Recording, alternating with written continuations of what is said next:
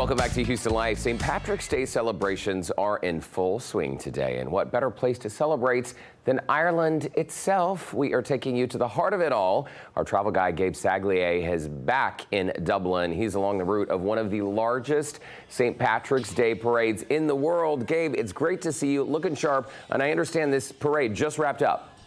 It literally just now, Derrick, came to a very dramatic end. We're going to show you a video here in just a sec. But, yeah, this is a 2-hour extravaganza. My 13th time coming out here. I always get this wonderful little spot, like right along the parade route. They treat me real well that way. It was another, once again, it did not disappoint. Let's show you some of the video that we're quickly turning around now as the parade comes to an end and the crowd begins to disperse. This is the theme this year, adventures. Every year they got a different theme, and this year, adventure, celebrating the adventurous spirit in all of us. So I think it's going to be a record year, Derrick. 650,000 people descending on the streets of Dublin for this parade. And certainly people come from all over the island of Ireland, but I've met people from all over Europe and all over South America and all over Asia. But it's the U.S. presence that always blows me away. Of the 12 marching bands, 9 were from the U.S. There was a marching band from the Grapevine High School there in Grapevine, just north of Dallas, but also Florida represented, and Alaska, and Iowa, Colorado. And so that U.S. presence, very pervasive here, making this a very international event celebrating Ireland's patron saint. See, Gabe, I think this is incredible because if I'm remembering correctly, aren't St. Patrick's Day festivities a relatively new thing in Ireland?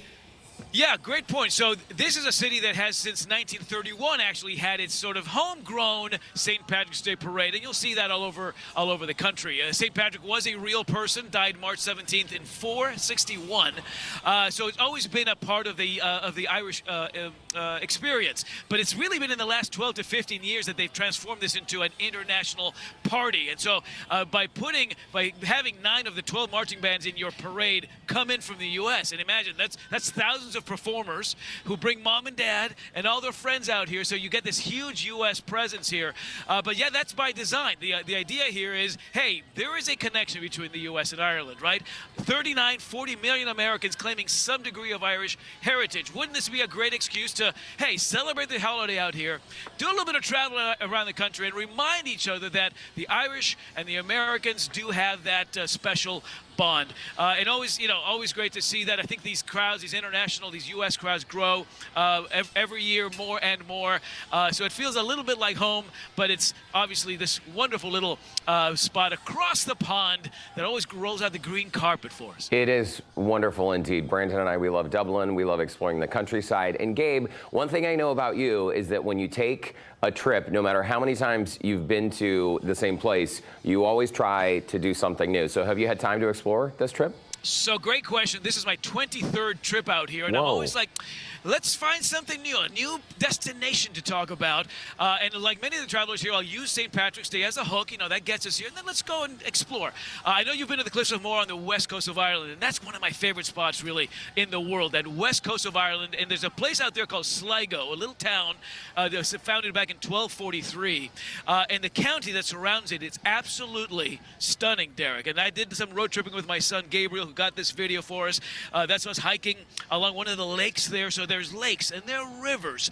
The coastline here, a little kept sort of secret. They tell me, don't say too much about how great the surfing is, but the surfing on the coastline of Sligo, about 120 miles of coastline, supposed to be some of the best in Europe. So if you're an outdoor enthusiast, if you like to hike, cycle, go on long walks, hit the beach, go surfing, kayaking, this is the place for you. I did some seaweed foraging as well. And it's just this wonderful outdoor space, very accessible. It took me about 2.5, 3 hours to drive to get back here. This is me and Lucianne, Derrick. This is a woman who takes people out into the coastline. Once the tide is rolled back, it reveals all of this wonderful seaweed that we then harvested, and you can eat it. It's a superfood, she told me, full of proteins and nutrients and vitamins.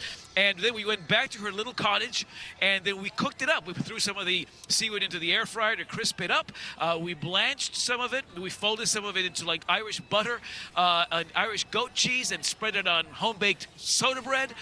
It was absolutely fantastic. So again, wonderful little intimate experiences you find by just venturing out and discovering some of these charms and some of these treasures that Ireland always has to offer. Yeah, seaweed foraging, Gabe, is not something most of us get to experience on a regular basis. You can do it. You can do it. Listen, before we let you go, Americans might be wondering, when is the best time to travel there? Clearly, it's March now. Brandon and I have been even in December, and we had a blast. Is it a year-round destination, or are there hot times to travel? Listen, it's certainly a year-round destination, and this year, 2025, we'll see 22 different gateways offering nonstop flights from the U.S. to Ireland, and that means more competition, lower pricing, better value overall, so never a bad time, but I'm all about avoiding the summer crowds.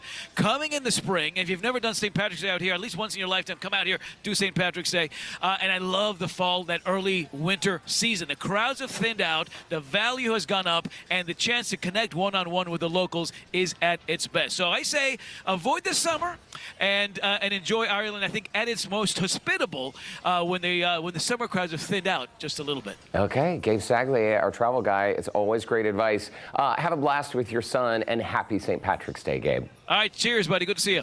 And we will be right back with more Houston Life. Don't go away.